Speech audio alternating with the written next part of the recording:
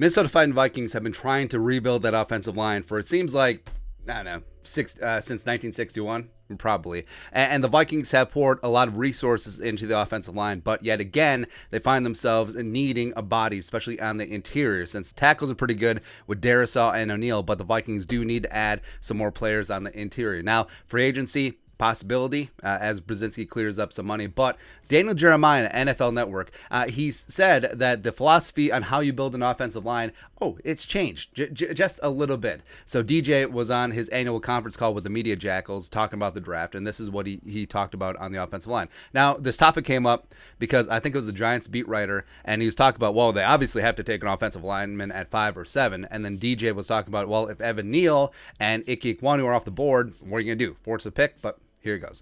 Quote, "The philosophy on how you build an offensive line, I think, has changed. It was just a few years ago when the Cowboys had the best offensive line in the league with Tyron Smith and Zach Martin, etc. And it had all these first-round picks. Travis Frederick in there before he retired. Okay, you got to dedicate all these resources and high-value picks to your offensive line to now your offensive line is as good as your worst player. You don't need 5 Tony Basellis.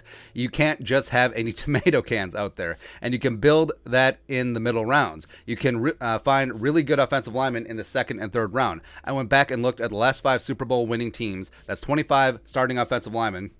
3 of them were homegrown first-round picks.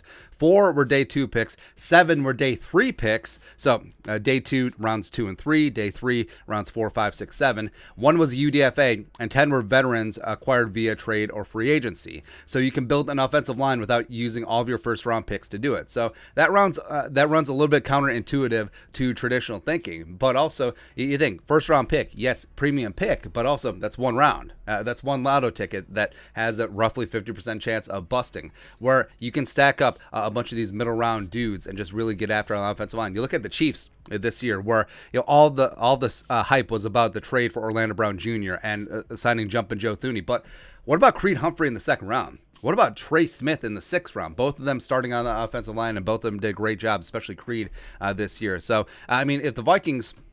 Obviously, the Vikings should be in the market for an offensive lineman at 12, but we'll get into it. But looking at the current roster, so the Vikings have had 2 first-round picks. Garrett Bradbury, not so much. Christian Darisaw, working out. And the Vikings have put a lot of capital into the offensive line. You look at 2nd-round pick Brian O'Neill. Look at 2nd-round pick Ezra Cleveland. 3rd-round pick Wyatt Davis, who never got the time of day last year. Mason Cole, who they traded for, was a 3rd-round pick back in the day by Arizona. Then you have Brandel and Udo, both 6th-round picks. Now, Udo is a bit of a success story since he was a 6th-round pick who became a starter, but then he started.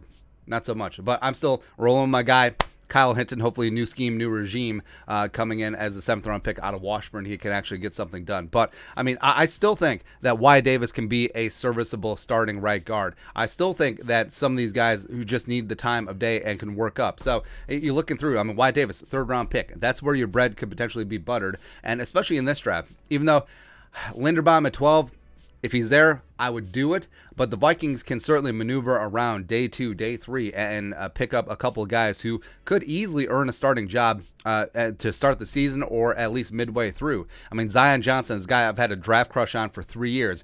I don't know if he'll get to the 2nd round. I think that he'll be an asset into the 1st-round guy, but could you maneuver and go get him? Sure, Darian Kennard coming out of Kentucky is phenomenal, even though he's not really a scheme fit since he rolls about 350. What can you do? Ed Ingram, Dylan Parham are an absolute stud. Spencer Buford getting after it. Go Roadrunner. So, and this is also just interior offensive linemen. We're ignoring tackles, which is probably a bad thing since a lot of the tackles in this draft will have some guard flexibility as well. But this is just more of an illustration that, hey, if the Vikings don't hammer offensive line in the 1st round, I wouldn't panic, especially since, I mean, Sauce Gardner could be there, Stingley could be there, McDuffie could be there as well. So potentially going cornerback, going wide receiver, going a different direction rather than offensive line. I mean, don't freak out there. But also, I think there's been a bit of a paradigm shift with Vikings fans, where last couple drafts, it's always been O-line, O-line, O-line, O-line, O-line, O-line. And this year, I think it's all corner. I think just